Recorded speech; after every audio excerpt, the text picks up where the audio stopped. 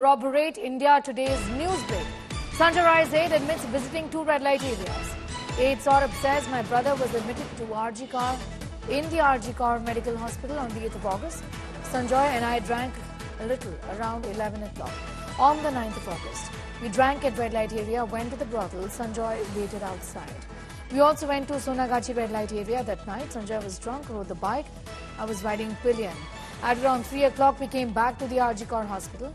Met Sanjay the next day. He seemed relaxed and happy. He made alcohol plans with a mutual friend a day after the crime. Saurabh is Sanjay's friend who was with him on the night of the crime. Shreya Chatterjee breaking down those details for us. So we have the friend here who accompanied Sanjay to the red light area. In fact, corroborating on what we had first reported. Shreya, take us through the details here. Well, yes, Sneha, this is a very important piece that's also part of the evidence gathering. Remember, Sanjay Roy's aide, the civic volunteer, was with him on 8th of August and also on the 9th of August before his arrest. Sanjay had actually got access on the 8th of August, specifically also because they had both gone together for the admission of the brother of the civic volunteer. They had visited not just once, they had visited multiple times. That's also corroborated from our earlier news breaks. What he essentially says that after admitting the brother, they had both gone to two red light areas. They also got drank, but clearly he could not ride the bike. So one more crucial thing is that Sanjay, in an inebriated condition, he rode the bike for 15 long kilometers and probably escaped the eye of the Kolkata police because he was actually riding a Kolkata police bike. So this is also a big lapse on the part of the administration. Clearly, after that, he went to the RG Kar hospital, despite the fact that they had no such plans. This aide continued asking him that whether he would return back to the home. He kept saying yes, but he was not going back. Is when he got irritated. He also led into an altercation with the accused and then got money from his brother, who was admitted at the hospital, took a Rapido and left. He says the next morning, he doesn't know when Sanjay returned, but at 10 a.m. they were also again to accompany him to RG Kar because his brother was admitted. But Sanjay did not wake up. At 12:19, they again connected. At 12:50, they again connected in the afternoon. And then finally, they also met. They had lunch.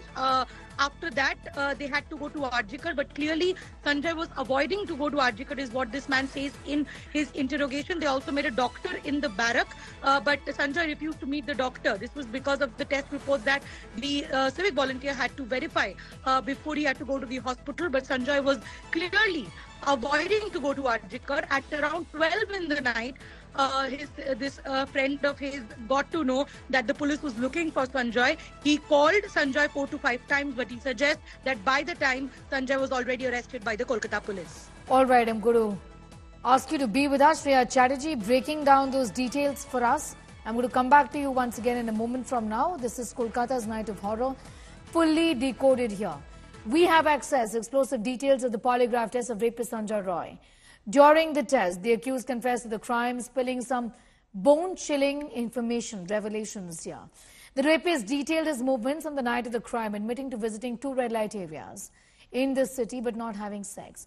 He had alcohol with his friend, whom he picked up from the RG Kar hospital, Saurabh is who we are referring to, before visiting the red light area. He confessed to molesting a woman on the road while he was en route from one red light area to another. Accused even revealed that he had a video call with his girlfriend, asked her for some nude photos. After this, he went back to the hospital, dropped his friend, went straight to the operation theatre. Around 4 in the morning, he went to the seminar hall, raped the doctor, killed her when she was unconscious. After raping and killing Abhaya, the accused hid at the house of the Kolkata police. I'm going to go straight across to Pooja also, who's got more details on the sequence of events here. Pooja.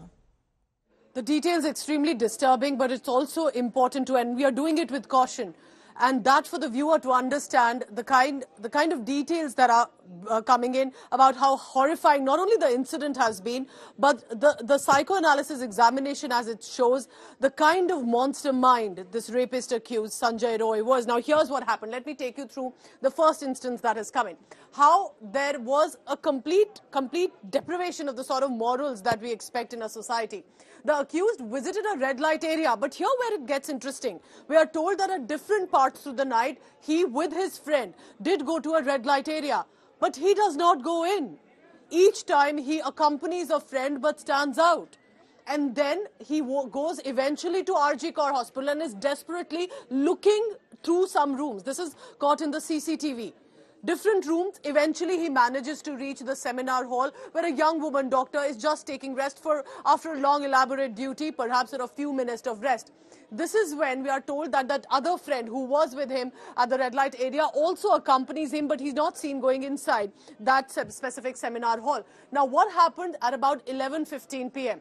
This rapist killer had alcohol with the friend before the crime. So he was clearly, and he was intoxicated. That's what the police and the CBI has also confirmed. But what happened here? This is about midnight. The crime hasn't happened yet. The duo molest passerby girls while returning from the brothels. So they go to the brothels, they go to the red light area. Sanjay Roy hasn't, as per documented, hasn't gone inside. But even on their way to the hospital, while intoxicated, they molest and grope other women on the streets. Video call his girlfriend, Sanjay Roy's girlfriend, and gets her to send nudes. This is from the call records and the digital evidence and forensic evidence that the investigators have managed to have. By 3:30 a.m., he enters into the RG Kaur Hospital early morning. Not many people in the hospital. He's desperately seen looking around into the rooms of the hospital and then goes to the operation theatre. What happens next? This is where, in the seminar hall, the young woman doctor is sleeping. And sleeping expectedly in a deep sleep as she's tired.